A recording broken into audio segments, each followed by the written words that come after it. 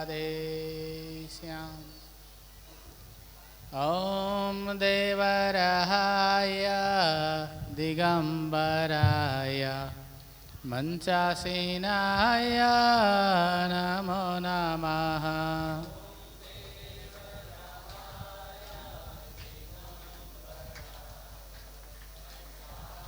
घूम के बैठ जाओ, मुंडन करवा लिया तुमने। ॐ देवरहाय दिगंबराय मंचासीनाय नमो नमः।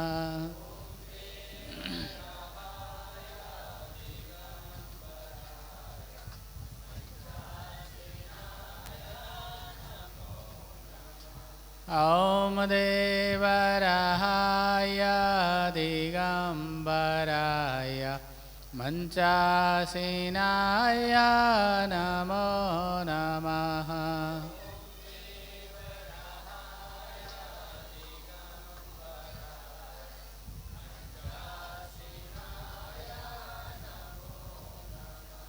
ॐ नमो नमः गुरुजी नमो नमः। ॐ नमो नमः गुरुजी नमो नमः।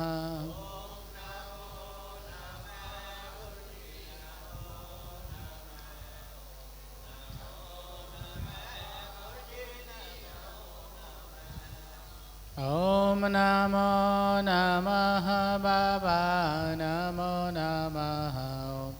ॐ नमो नमः बाबा नमो नमः।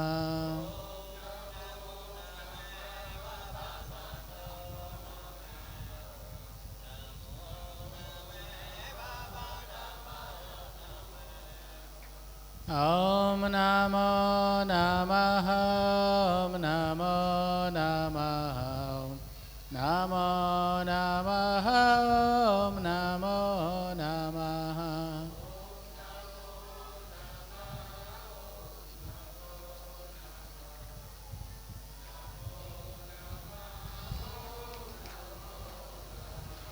श्री सद्गुरुदेव भगवान की जय। जय श्री राधे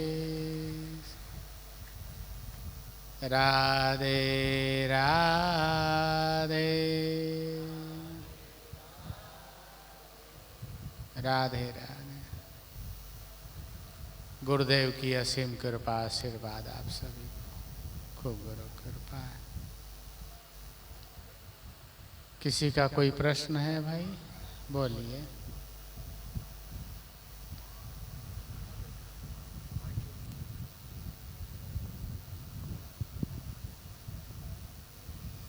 श्री चरण का गुरु चरण कमलों में प्रणाम स्वीकार हो सरकार जी।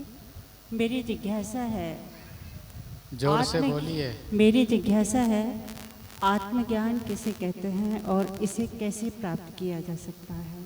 बहुत सुंदर। ये रेखा जी हैं, बचपन से यहाँ आती हैं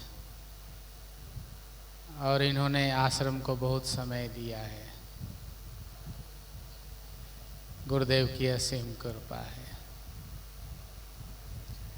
इनका प्रश्न है कि आत्मज्ञान किसे कहते हैं और इसे कैसे प्राप्त किया जाता है।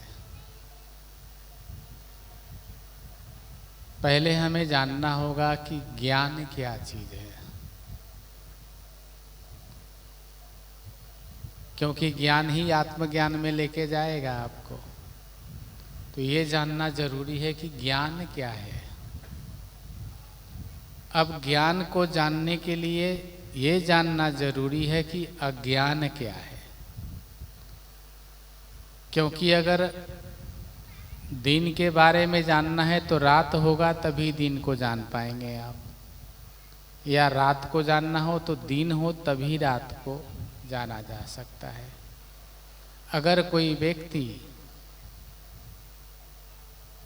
प्रकाश जानने की इच्छा रखता हो तो उसे अंधकार में रहना पड़ेगा, तभी प्रकाश का ज्ञात होगा उसे। नहीं तो चमगादड़ की तरह अंधेरे गुफा में चमगादड़ रहता है, और जब उसे लगता है कि अंधेरा हो गया तो गुफा से बाहर निकलता है, अंधेरे में ही अपना जीवन व्यतीत करता है। तो अज्ञान, अज्ञान क्या है? अज्ञान उसे कहते हैं जिसमें मनुष्य को वास्तविक का बोध हो जाए। और वास्तविक क्या है? चलो बाहर, उधर जाओ, बैठो। वास्तविक क्या है? वो है आत्मा। यथार्थ क्या है? वो है आत्मा। और जब तक मनुष्य चाहे वो कितना भी समृद्धशाली हो जाए, कितना भी यशस्वी हो जाए, कितना भी बलवान हो जाए, जब तक उसे आत्मबोध नहीं होता, आत्मज्ञान नहीं होता,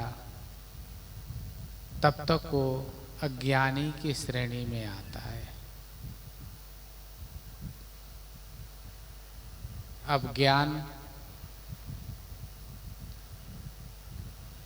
भी, अज्ञान भी अनेक प्रकार का है। जैसे पशु पक्षी। बेटा आगे आ जाओ तुम लोग, कुछ लोग और आगे आके बैठ जाओ, पीछे में लोगों को दिक्कत हो रही है, जगह कम है। उधर घूम के बैठो, दीवार के साथ, दीवार के साथ बैठो। अरे घूम के बैठो ना, यहाँ पे उधर मुंह करके मत बैठो। हाँ ऐसे बैठो, 4 आदमी और बैठ जाएंगे, बीच में जगह अड़ा के बैठो।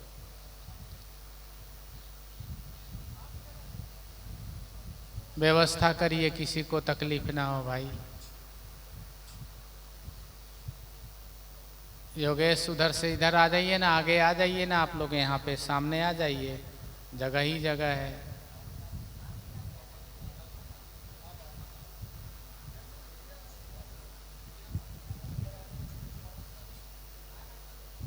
रघुवीर उधर से अंदर बुलाइए लोगों को इधर।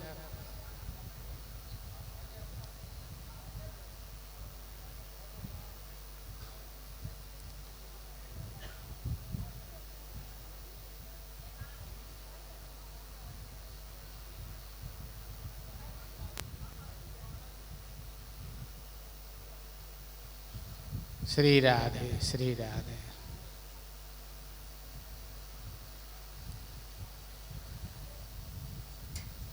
जिसको जहाँ अच्छा, सब जगह गोबर से लिपा हुआ है, पावन भूमि है, जिसका जहाँ मन करे वहाँ बैठ जाओ। गोबर अब अदृश्य हो गया हमारे समाज से। पहले हम लोगों के यहाँ कोई भी धार्मिक अनुष्ठान होता था तो सबसे पहले गोबर की प्रधानता थी।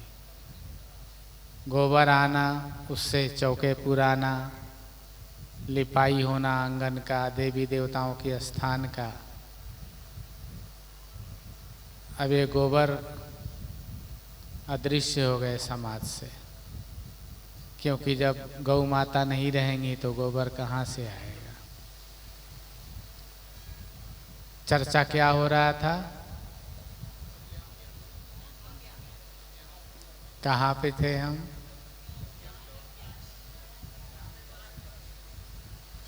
आत्मज्ञान। देखिए, आत्मज्ञान नहीं, ज्ञान की चर्चा हो रही थी। ज्ञान अनेक प्रकार का है, ऐसे ही अज्ञान भी अनेक प्रकार का है। अज्ञान में भी बहुत से जीव इतने अज्ञानी होते हैं कि उन्हें अपने शरीर, विषय विलास के अलावा कुछ दिखता ही नहीं है। उनको किसी अध्यात्म से, ईश्वर से कोई मतलब नहीं होता है। कुछ अज्ञानी ऐसे भी होते हैं कि दोनों तरफ पांव रखते हैं, संसार में भी रहेंगे और ज्ञान मार्ग में भी रहेंगे, अध्यात्म में भी रहेंगे। दोनों ही अच्छे हैं। बिल्कुल अज्ञानी हो तो उसको ज्ञानी बनाया जा सकता है, इसका प्रमाण है। वाल्मीकि जी का नाम सुना आप लोगों ने? हमारे रामायण जी के रचयिता, समझ रहे हैं ना? उधर क्यों खिसक रहे हो? इधर खिसक जाना, इधर चले जाओ, उधर जगह बहुत है, वहां जाओ। चलो उठो वहां से, लंबे आदमी हो, पीछे वाले को दिक्कत होगा। चलो उठो सुरेंद्र, वहां जगह है, वहां बैठो। व्यवस्थापक हो तुम लोग।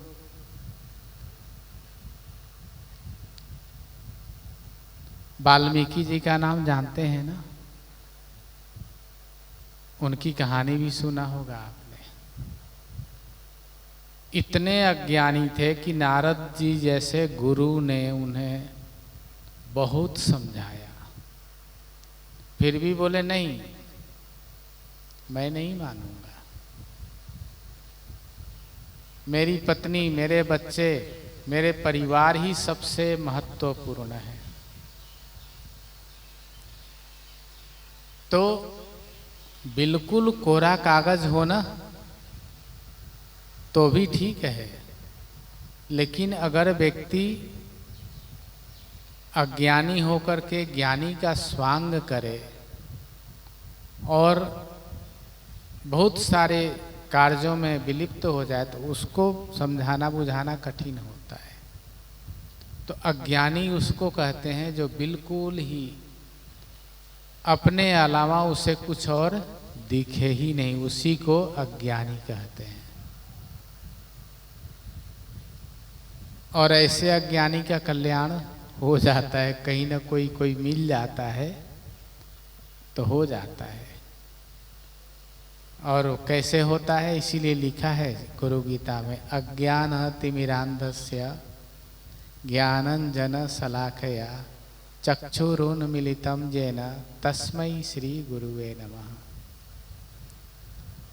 और व्यक्ति ज्ञान में जब जाता है तो अज्ञान से ही जाता है। अगर कोई ज्ञानी है और उसको ज्ञान प्राप्त करना है तब तो ज्ञान से ज्ञान में जाएगा, लेकिन जो अज्ञान से ज्ञान में जाएगा वो सफल भी हो जाता है।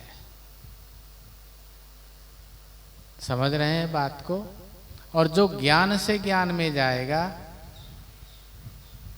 वो बहुत छानबीन करता है। कैसे? बहुत से व्यक्ति पढ़ लेते हैं, लिख लेते हैं, संसार की पढ़ाई लिखाई करेंगे, जब ज्ञान की बात आएगी, ज्ञान की चर्चा होगी तो उसमें इतने किंतु परंतु उनका संदेह इतना बड़ा होता है कि उसे संदेह को खत्म करना बड़ा कठिन हो जाता है। और जहाँ संशय हो,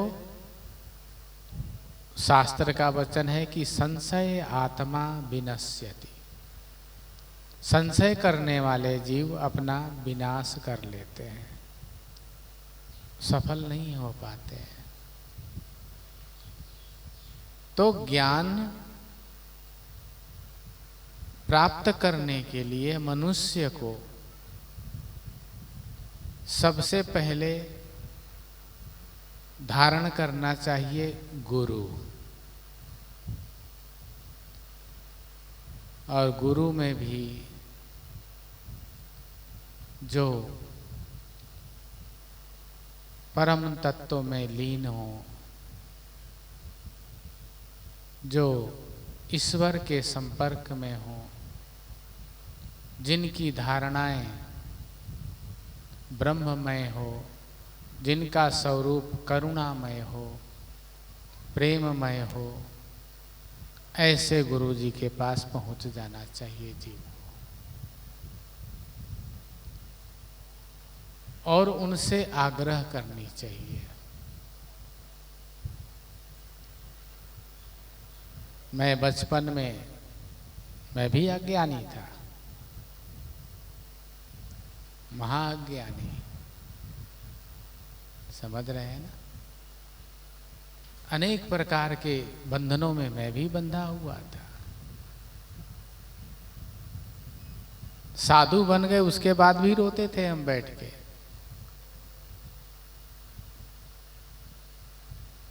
इसलिए नहीं कि मैं साधु क्यों बन गया, मुझे मेरी दादी की याद आती थी, समझ रहे हैं ना, और रोते थे। तो और रोते थे और सवेरे उठ करके जाके नहाते थे। हमारे वैष्णव में ऐसा बताया गया जब शिक्षा दीक्षा हुआ कि अगर तुम्हें घर गृहस्थ का याद आ जाए तो जो वस्त्र पहने हो उस वस्त्र समेत तुम्हें जाके जल में स्नान, नदी में स्नान करना है। तो जब जब याद आए तब तब जाके नहाओ। अब सर्दी के दिन तो परेशानी बढ़ जाए और कपड़े भी कम होते थे हम लोग के पास, 2 या 3 कपड़े होते थे। तो बार बार नहाने के चक्कर में ऐसा होने लगा कि याद आवे ही ना, कोशिश करें कि याद आवे ही ना।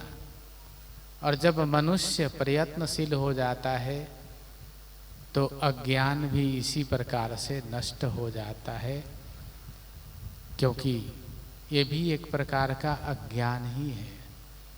मोहात बंधनात अज्ञानः, मोह में बंधा हुआ व्यक्ति को भी अज्ञानी कहा गया है। कामात बंधनात अज्ञानः, काम में बंधा हुआ व्यक्ति भी अज्ञानी है।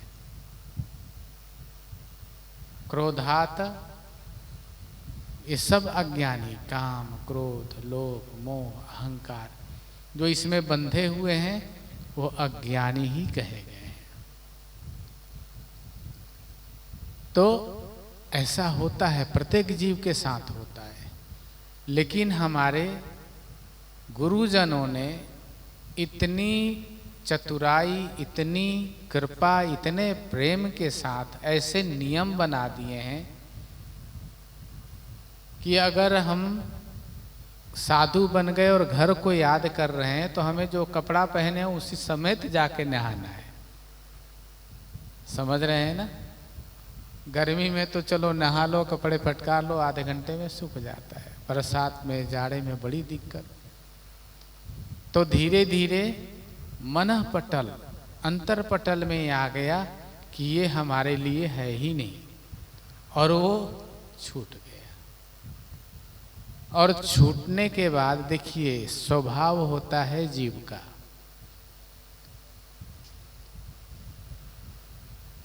बंदर और अज्ञानी मनुष्य दोनों एक समान हैं।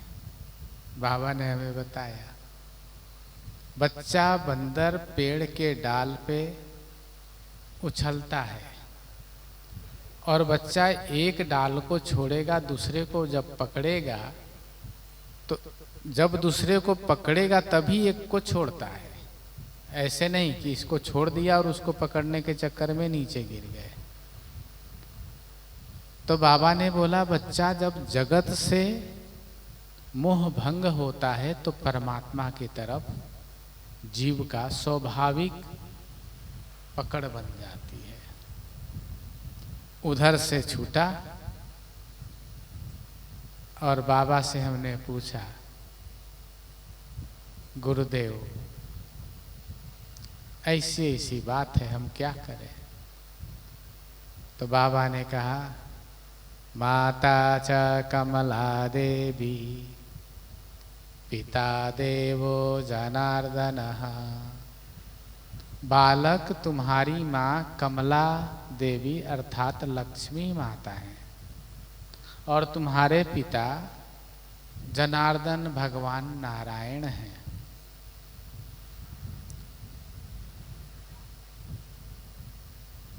बस रास्ता मिला, और ऐसा मिला कि एक जगह से छूट करके दूसरी जगह लगे, और ऐसा लगे कि बस अब उनके अलावा कोई दिखाई ही नहीं देता।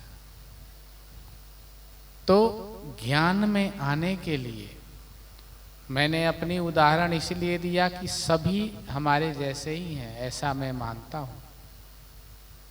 समझ रहे हैं ना? और सब हमारे जैसे बन सकते हैं, ऐसा भी मैं मानता हूं। कई बार जीव को मार्ग नहीं मिलता, मनुष्य को मार्ग नहीं मिलता। कई बार मार्ग मिलने के बाद वो सोचता है कि थोड़ा दिन और रुक के कर लेंगे, थोड़ा समय बाद और कर लेंगे। वो समय को चुकने लगता है, और चुकने की आदत पड़ते पड़ते चुक ही जाता है। तो बाबा हम लोगों को, साधुओं को एक उदाहरण देते थे कि बच्चा जो घोड़े का पालन और व्यापार करते हैं, वो बहुत सारे घोड़ा पालते हैं। घोड़ा पाल करके उनको तैयार करते हैं, ट्रेनिंग देते हैं। ट्रेनिंग इसलिए देते हैं कि समय आने पे उनकी अच्छी कीमत मिले।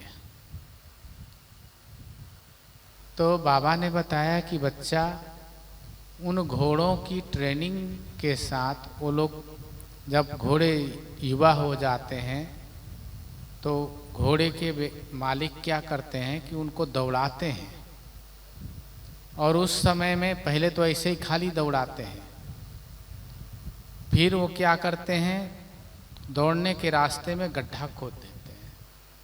1 गड्ढा, 2 गड्ढा, 3 गड्ढा। एक गड्ढा के छोड़ करके, थोड़ी जगह छोड़ करके फिर दूसरी गड्ढा, फिर तीसरी। और सब घोड़ों को एक साथ भगाते हैं, जैसे 5, 10, 20 घोड़े को भगाया। अब उस घोड़े में से बहुत सारे घोड़े तो गड्ढा देख के वहीं रुक जाते हैं, बहुत सारे हैं उसमें गिर जाते हैं, बहुत सारे हैं, कुछ ही हैं जो उसको पूरी छलांग लगा लेते हैं। वो भयभीत नहीं, अब डरते नहीं, अब देखते हैं कि जो होगा सो होगा, वो छलांग लगा देते हैं। फिर उनको दूसरी गड्ढा आती है, तो दूसरे गड्ढे में भी अगर 5 छलांग लगाए हैं पहले को, तो दूसरे में शायद 2-3 निकल जाते हैं, तीसरे में 1-2 निकलते। जो सबको निकल जाता है वो श्रेष्ठ घोड़ा होता है। फिर उसकी छटाई हो जाती है, उसकी कीमत लगती है, वो एक उत्तम घोड़ा तैयार होता है। बाबा ने बताया बच्चा ऐसे ही हम साधुइया का परीक्षण करते हैं, साधुओं का परीक्षण करते हैं। समझ रहे हैं ना? हाँ, ऐसे ही बाबा जी नहीं बन जाते, और बाबा जी बन करके ऐसे ही देवराहा बाबा जैसे गुरुदेव नहीं मिलते। बहुत परीक्षण होती थी। साधुओं में हम लोग आचरण, व्यवहार, साधु बनने के बाद उनका वचन, वाणी, सब चीजों को नोटिस करते हैं। हर चीज की नोटिस की जाती है, तब जाकर के 1500 साधुओं में से एक साधु की चयन होती थी। तो ज्ञान का जो मार्ग है ये बहुत कठिन नहीं है। कठिन क्या है? आपको तैयार होने में। कठिनाई कहाँ है? तैयार होने में। आपका जीवन भी उस घोड़े की तरह है। आपको भी वैराग्य होता है, ज्ञान होता है, ऐसा नहीं है। अब वैराग नहीं होता तो यहाँ वृंदावन में जंगल में आके आप थोड़े बैठेंगे। हुआ है वैराग्य, लेकिन जैसे ही गुरु पूर्णिमा खत्म होगा, आपका दिमाग, दिल, हृदय, घर में वो काम बाकी रह गया है, वो रह गया है, ये रह गया है, ऐसे है वैसे, ऑफिस जाना है, दुनियादारी का काम करना है। भले आपका शरीर 1-2 दिन रुक जाए, बट आपकी चित्तवृत्ति पुनः आपके संसार के कर्मों में चला जाता है। अब प्रश्न है कि क्या ऐसे व्यक्ति भक्त नहीं हो सकते, ज्ञानी नहीं हो सकते? क्यों नहीं हो सकते? हो सकते हैं। ऐसे व्यक्ति भी ज्ञान को प्राप्त करते हैं, क्योंकि आप जब गुरु महाराज जी के पास आए हैं तो भक्ति से ही आए हैं, ज्ञान से ही आए हैं, वैराग्य से ही आए हैं। यहाँ पे वैराग्य कहाँ है? चलो गुरु पूर्णिमा करते हैं, जो होना है सो हो जाएगा, यही है ना, हो जाएगा। वो क्या है? वैराग्य है। भले 2-4-6 दिन के लिए ही हो, वैराग्य है। यहाँ पे ज्ञान कहाँ है? आके गुरु महाराज जी से कुछ सत्संग मिलेगा, ये ज्ञान का मार्ग है। भक्ति कहाँ है?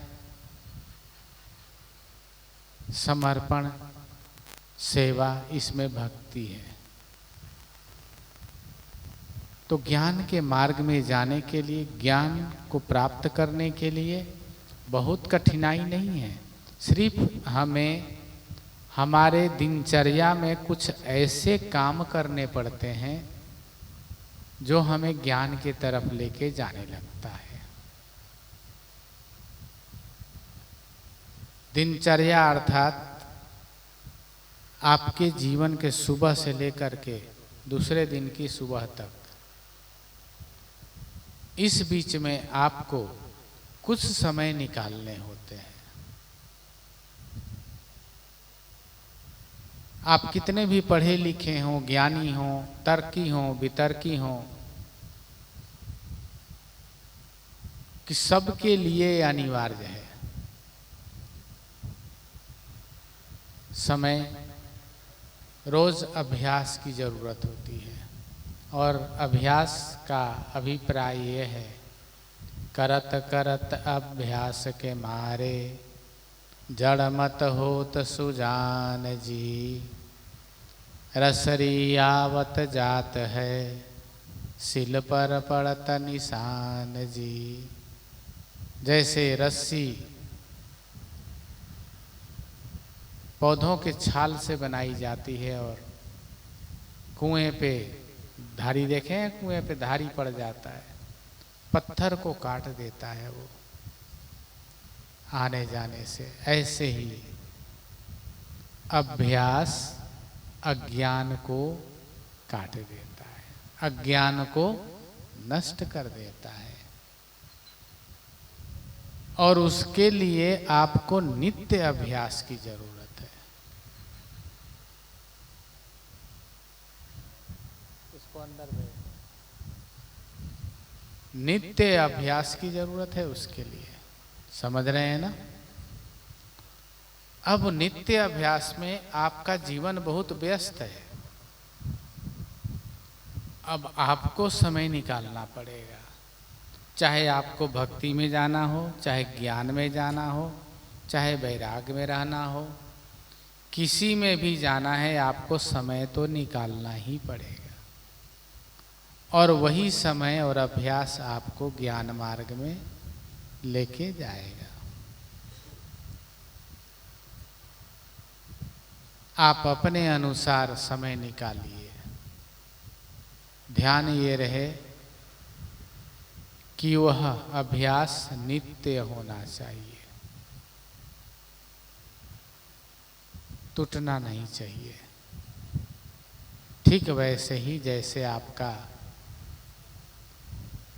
निद्रा कभी नहीं आप निद्रा को कभी नहीं छोड़ते हैं। समझ रहे हैं ना? कहते हैं कि अगर जगत में कोई सुखद है तो निद्रा है।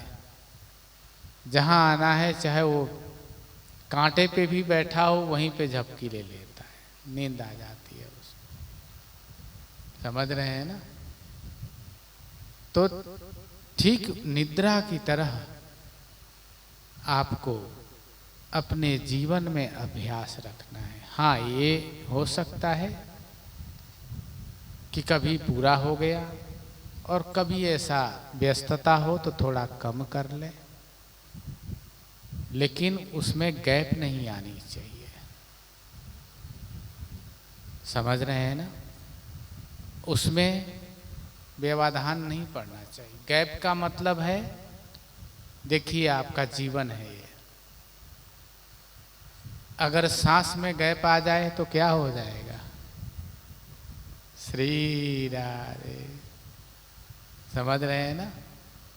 थोड़ी सी घुटन होने लगती है, थोड़ी सी दिक्कत होने लगती है सांस आने में, तो आप तुरंत डॉक्टर के पास भाग जाते हैं। समझ रहे हैं? ऐसे ही आपको ध्यान रखना है कि नियम चाहे कुछ भी हो जाए नहीं टूटना चाहिए। सोते समय जब भी आपको मौका मिले, बहुत से लोग होते हैं कहते हैं कहीं हम पार्टी में चले गए, शादी में चले गए, ब्याह में चले गए, मैं उनको यही बोलता हूँ सोते तो हो ना। ऐसा तो नहीं कि सोना छोड़ देते, वहाँ सोते हैं बस बात बन गई। 10 मिनट बैठ जाओ सोते, बेड के ऊपर बैठ जाओ। कहीं भी बैठ करके, जैसे कोई व्यसनी आदमी जिसको किसी नशे की आदत होता है, वो कहीं भी अपना जुगाड़ कर लेता है। ऐसे ही ज्ञान, भक्ति, वैराग्य भी एक नशा है। समझ रहे हैं? हाँ। और जब तक आप इसके नशे में नहीं पड़ेंगे तब तक ये मिलने वाला नहीं। समझ रहे हैं ना? मीरा जी ने कहा, मोहि लागे वृंदावन नीको। मुझे वृंदावन ही अच्छा लगता है। घर घर ठाकुर तुलसी पूजा, दर्शन बिहारी जी को। मैया रे मोहे लागे वृंदावन। तो अभ्यास करेंगे तो आपको वह अच्छा लगने लगेगा। जब अच्छा लगने लगेगा तब समझ लीजिए कि आप अब इस मार्ग के पथिक बन गए हैं। तो यह ज्ञान, यह भक्ति, यह वैराग्य आपको आत्मा की तरफ लेके जाता है। चाहे वो भक्ति हो, चाहे ज्ञान हो, चाहे वैराग्य हो, तीन ही हमारे श्रेष्ठ हैं, भक्ति, ज्ञान और वैराग्य। इसमें से तीनों में से कोई भी आपके जीवन में है, वो आपको आत्मा के तरफ ही लेके जाता है, क्योंकि परमात्मा दूसरा कोई है तो आत्मा ही है, और वही आत्मसात सभी जगह आपको अनुभव में आता है। अब हम लोग भक्ति करते हैं, भक्ति में साकार निराकार, तो भक्ति करने के लिए हम मंदिर जाते हैं। अब प्रश्न मैंने बाबा से पूछा कि गुरुदेव, जब तक बाबा की समाधि के बाद भी मैं कहीं मंदिर गया हूँ, 2 बार अयोध्या गया हूँ, वृंदावन बांके बिहारी फूल बंगला होता था, 2-3 बार वहाँ गया हूँ। कहीं गए तीर्थ में तो मैं चला जाता हूँ मंदिर में। ये नहीं है कि किसी का भी मंदिर हो जाता हूँ मैं, क्योंकि जितने भी देवी देवता हैं सब हमारे कुटुंबी हैं, प्रेमी हैं, हमारे अपने हैं। मैंने सबसे अपने संबंध बनाए हुए हैं। उसमें कोई हमारे माता हैं, कोई पिता हैं, कोई चाचा हैं, कोई ताऊ हैं, कोई नाना है, कोई नानी है, कोई दादा है, कोई दादी है, किसी को बहन भी बना रखा है। समझ रहे हैं ना? तो मिलने चले जाते हैं। तो बाबा से मैंने पूछा कि सरकार, मंदिर में भगवान रहते हैं? तो बाबा हंसने लगे। तो मैंने सोचा कहीं गलत प्रश्न तो नहीं हो गया। बाबा बोले हाँ बच्चा, रहते हैं रहते हैं। तो मैंने बाबा से बोला सरकार, तो मंदिर तो जाना चाहिए, लेकिन हम तो नहीं जाते कहीं मंदिर। अरे बच्चा, मैं ही तुम्हारा मंदिर हूँ और मैं ही उस मंदिर का देवता भी हूँ। तो हमने बाबा से बोला कि सरकार, फिर ये मंदिर इतने बड़े बड़े बनते क्यों हैं? बाबा ने कहा बच्चा, ये जितने भी मंदिर हैं ये तुम्हें तुम्हारे अंतःकरण में पहुंचाने के लिए बने हैं। कहाँ पहुंचाने के लिए? अंदर पहुंचाने के लिए बने हैं। इनका एक ही अभिप्राय होता है कि तुम जाते रहो, छोड़ना मत मंदिर जाना, जाते रहो। तुम्हारे जीवन में कोई समय ऐसा आएगा, जाओ और नियम से जाओ, जाओ नियम से जाओ। जब तुम्हारा नियम टूटे तो मंदिर वाले को इधर बुला लो। समझ गए ना? तब तो तुम्हारा मंदिर जाने का फल है। क्योंकि मंदिर सिर्फ हमें अंतःकरण में पहुंचाने का एक मार्ग है। ऐसा नहीं है मैं मंदिर रोज जाता हूँ, बाबा के समाधि में बैठता हूँ, घंटों घंटों बैठता हूँ।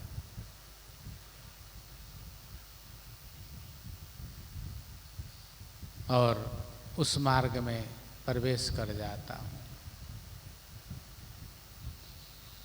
ये ज्ञान का मार्ग है, अभ्यास का मार्ग है।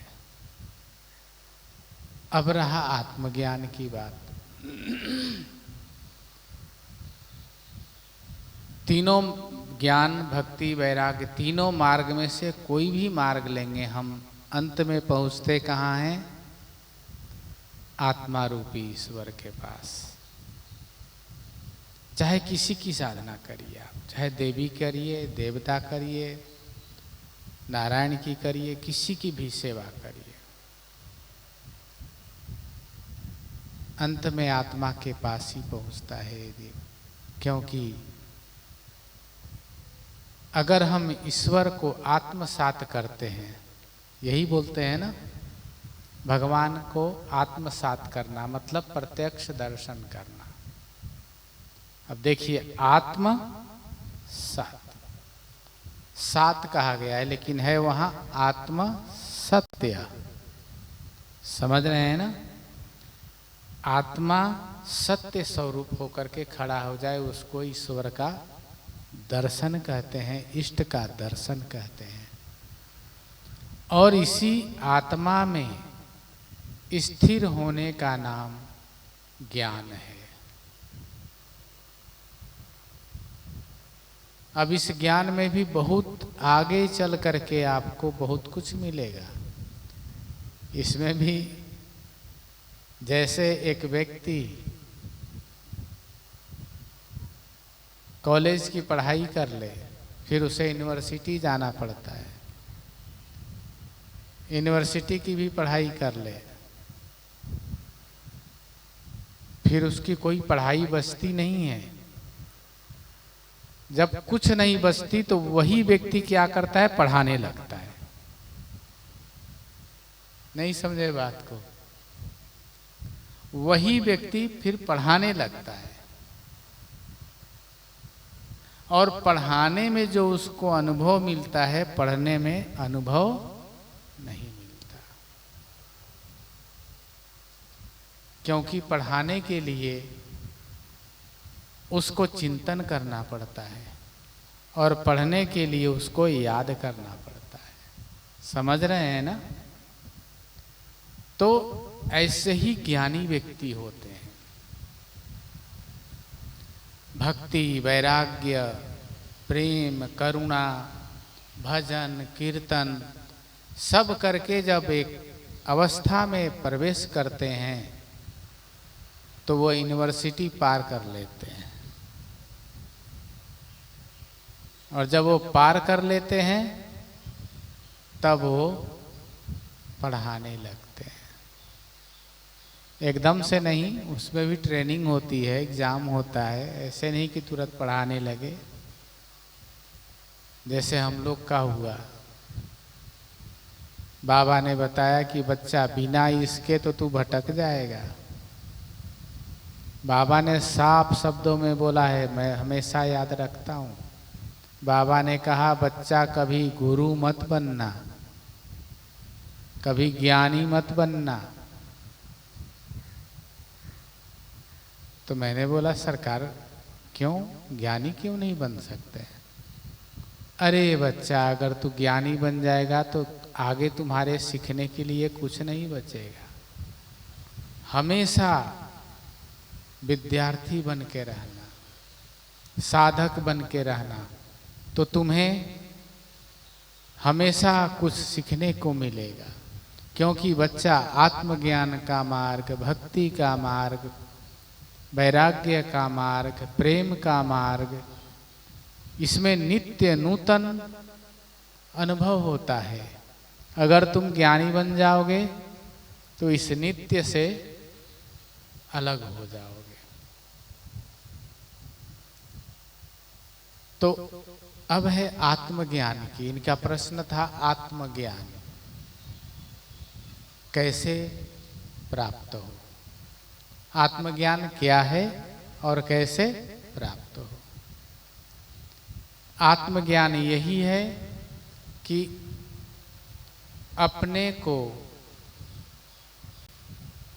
अनुभव में ले लेना। वो अनुभव कैसे? नित्य बैठ कर के चिंतन करना। चिंतन के माध्यम से मैं हाड़ मांस का शरीर नहीं हूँ, ये मेरा हाथ है, मेरा पाँव है, मेरा सर है, मेरा पेट है, मेरा सीना है, मेरा नेत्र है, परंतु मैं ये हाड़ मांस का शरीर नहीं हूँ। मैं चैतन्य शाश्वत परमात्मा का बोध स्वरूप आत्मा हूँ। इसका अभ्यास निरंतर करते हुए समय लगेंगे आपको। ऐसा नहीं कि कुछ दिनों में अनुभव में आ जाएगा, नहीं, समय लगेगा, साल भी लग सकते हैं। समझ रहे हैं ना? हमें लगे हैं।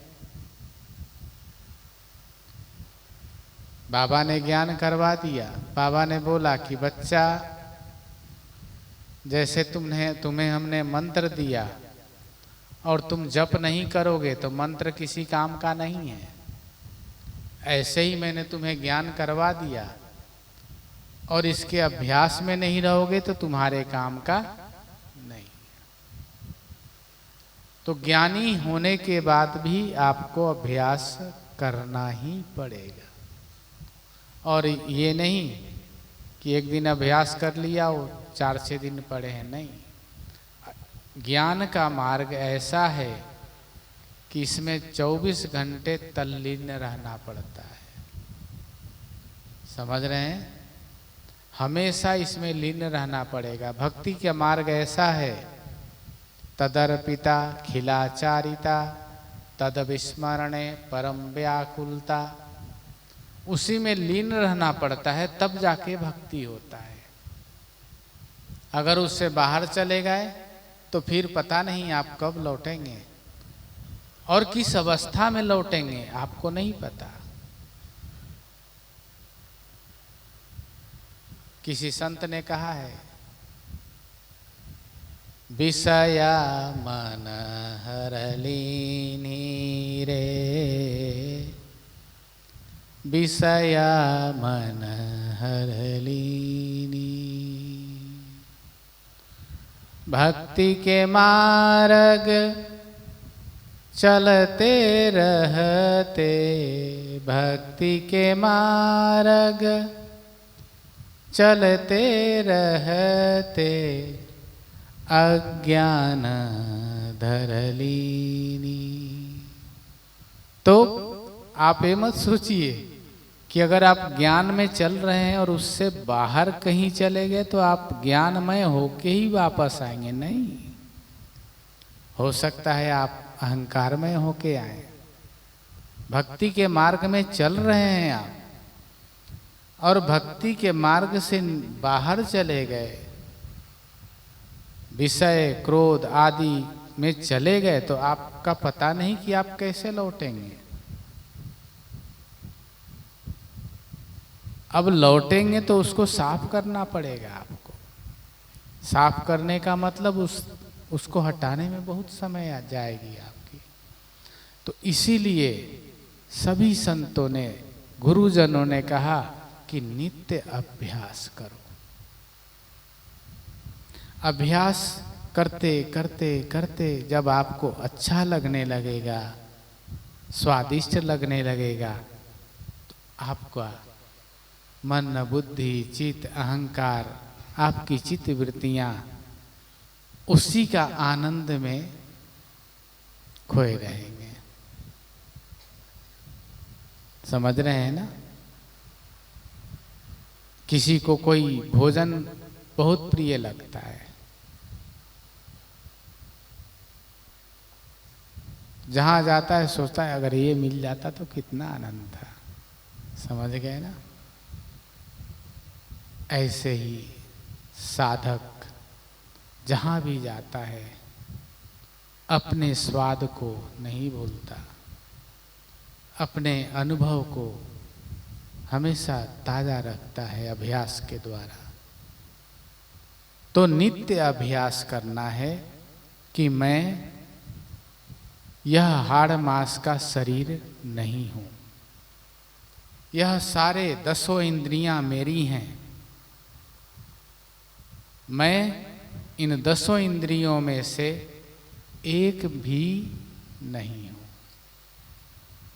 जब निरंतर अभ्यास करेंगे इसका और उसी के साथ आप बोलेंगे कि मैं ईश्वर का बोध स्वरूप हूं, मैं परमात्मा का प्रकाश स्वरूप आत्मा हूं, आत्मा हूं, आत्मा हूं, आत्मा हूं, बार बार बोलते रहेंगे तो आपको उसकी झलक मिलने लगेगी। और जब झलक मिलने लगेगी तो आप उसके आदी हो जाएंगे, आप उसके अभ्यस्त हो जाएंगे। और जब अभ्यस्त होकर के उसमें लीन हो रहने लगेंगे तो उसी का नाम है आत्मज्ञान। अनुभव में आने का भी नाम ज्ञान है। ज्ञान का मतलब है कि उसको अनुभव कर लेना और हमेशा ज्ञान में रहने का मतलब है कि उसी में लीन रहना। बाबा ने अनेकों बार बोला कि बच्चा मैं ब्रह्मलीन रहता हूं, मेरी अवस्था ब्रह्मलीन है। तो वो अवस्था बहुत ऊपर जाके मिलती है, लेकिन ज्ञान प्राप्त करने के लिए आपको नित्य यह अभ्यास तो करना ही पड़ेगा। और जब यह प्राप्त हो जाएगा तो आपकी बहुत सारी चीजें जो जीवन को अस्त व्यस्त बनाती हैं, दुखद बनाती हैं, आपको छोड़ना शुरू कर देंगे और छोड़ के चले जाएंगे। उसमें रोग, दुख, हानि, लाभ, जीवन, मरण, ये सब आपको छोड़ देते हैं और आप परम पवित्र परमात्मा का अंश स्वरूप आत्मा हो करके प्रकाशित होने लगते हैं। तो आत्मज्ञान इसको कहते हैं और इसे प्राप्त करने के लिए अभ्यास बहुत जरूरी है। हाँ, अभ्यास से ही ये अनुभव में आता है, क्योंकि अपना अभ्यास के साथ जगत को भी अभ्यास में लेना पड़ता है। ऐसे नहीं कि आप ध्यान कर रहे हैं, चिंतन कर रहे हैं, वही अभ्यास पर्याप्त है ना। हानि लाभ जीवन मरण जस अपजस विधि हाथ। जीवन में सगे हैं, संबंधी हैं, मित्र हैं, कुटुंबी हैं, तो वहाँ पे हानि लाभ जीवन मरण सब लगा ही रहेगा। जब हानि हो तो भी चिंतन करो कि हानि किसका हुआ, लाभ हो तो भी चिंतन करो कि लाभ ही किसका हुआ। जीवन है तो चिंतन करो कि इसमें लाभ क्या है। मृत्यु हुआ किसी का तो मरने वाला कौन है और स्थिर कौन है। तो इस अभ्यास के साथ बाह्य अभ्यास भी जरूरी है। अब जगत में आप हैं तो आपको कोई कटु भी बोलेगा, कोई मधुर भी बोलेगा, कोई निंदा भी करेगा, कोई स्तुति भी करेगा। ये भी आपके वैराग्य के मसाला हैं, ज्ञान के मसाला हैं ये सब। कोई क्रोध भी करेगा, कोई अहंकार भी दिखाएगा, तो ये सब मसाला हैं आपके ज्ञान रूपी, भक्ति रूपी, वैराग्य रूपी पकवान में स्वाद लाने के लिए। समझ रहे हैं? उससे आपका भक्ति और स्वादिष्ट हो जाता है, ज्ञान स्वादिष्ट हो जाता है, वैराग्य स्वादिष्ट हो जाता है और फिर आपकी रुचि और बढ़ जाती है, क्योंकि स्वाद जो मिलने लगा। बिना स्वाद के तो आप लोग कोई काम करते नहीं हैं। श्री राधे।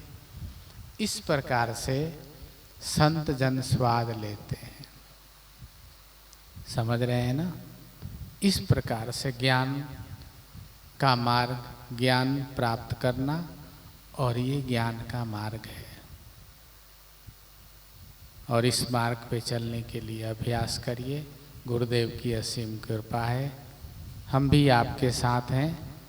जहाँ हमारी आवश्यकता हो आपका सहयोग करेंगे हम जी। गुरु कृपा आशीर्वाद है। अब लग रहा है आप लोग को सोने का समय हो गया है। श्री राधे। कल मैंने बताया था कितने लोगों ने अभ्यास किया बाबा के सन्मुख रहने का। बस बैठे तो बहुत लोग थे यहाँ पे भाई। आज भी अभ्यास करना है। अपने अपने स्थान पे जाइए। सोने से पहले बैठ के मैं देवराहा बाबा के सन्मुख हूँ, यह संसार पीछे छूट गया।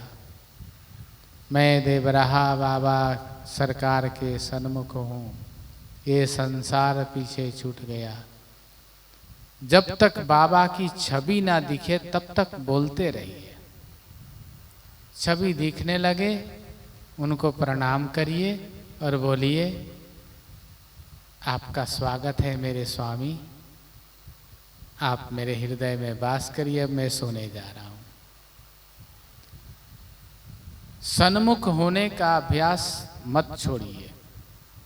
रामायण जी में लिखा है सन्मुख, भगवान राम ने बोला है स्वयं, सन्मुख होई जीव मोहि जबहि, जन्म कोटि अघनासौ तबहि। भगवान ने कहा कि यह जीव जब मेरे सन्मुख हो जाता है तो मैं उसके अनेक जन्मों के अघ अर्थात दोष को नष्ट करके अपना शरणागति दे देता हूँ। तो रोज सन्मुख हुआ करिए। समझ रहे हैं? पता नहीं किस सन्मुख में आपकी शरणागति प्राप्त हो जाए, आपको किस सन्मुख में, वो भी तो आपके सन्मुख हो जाए। समझ रहे हैं?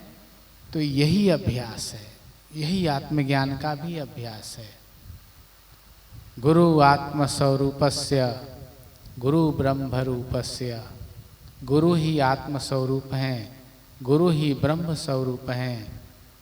तो गुरु महाराज जी को, बाबा को स्मरण करके फिर विश्राम करिएगा। कल मैं फिर से पूछूंगा, हाथ ज़्यादा उठनी चाहिए, ठीक है? क्या बोलेंगे? मैं देवराहा बाबा सरकार के सन्मुख हूँ, यह संसार पीछे छूट गया। ऐसा 5 बार 7 बार बाबा दिखने लगे मुस्कुराते हुए, बस दंडवत करके प्रणाम करके, सरकार आप मेरे हृदय में विराजिए, मैं थका हुआ हूँ, शरणागति में सो जाइए। देखिए कितना आनंद आएगा। रोज सन्मुख हुआ करिए, सुबह और शाम। गुरुदेव।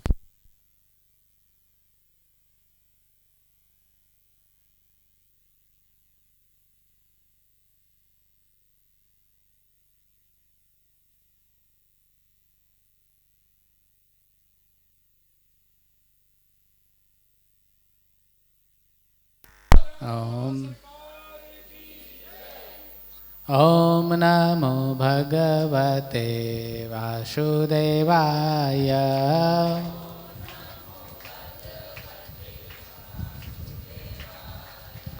ओम नमो भगवते वासुदेवाय।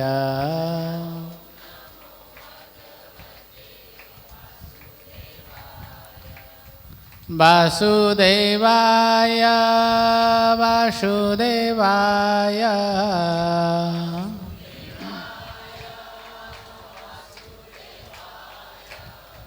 वासुदेवाय वासुदेवाय।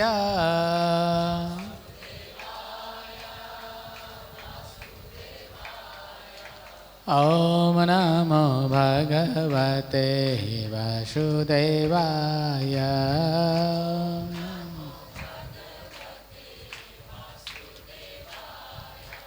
ओम नमो भगवते वासुदेवाय।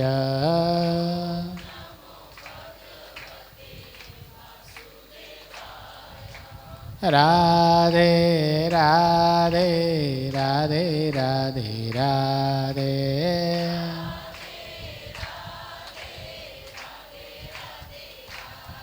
श्री राधे राधे राधे राधे राधे।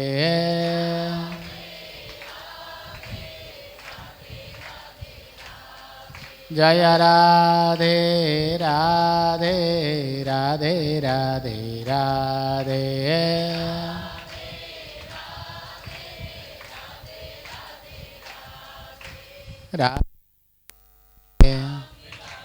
राधे राधे श्याम मिला दे, श्याम मिला दे। राधे राधे राधे राधे राधे।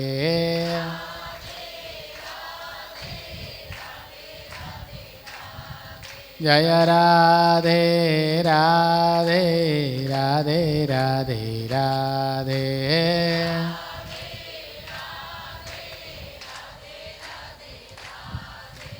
ओम नमो भगवते वासुदेवाय। ओम नमो ॐ नमो भगवते वासुदेवाय।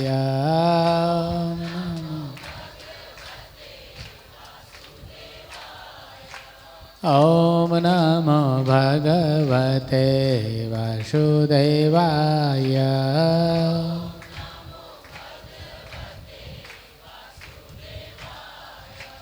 वासुदेवाय नरसिंहाय वासुदेवाय। ॐ नमो भगवते वासुदेवाय। ॐ नमो ॐ नमो भगवते वासुदेवाय।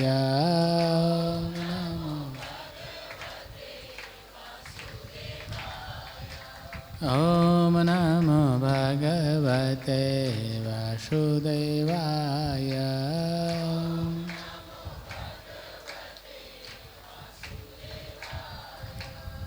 राधे राधे।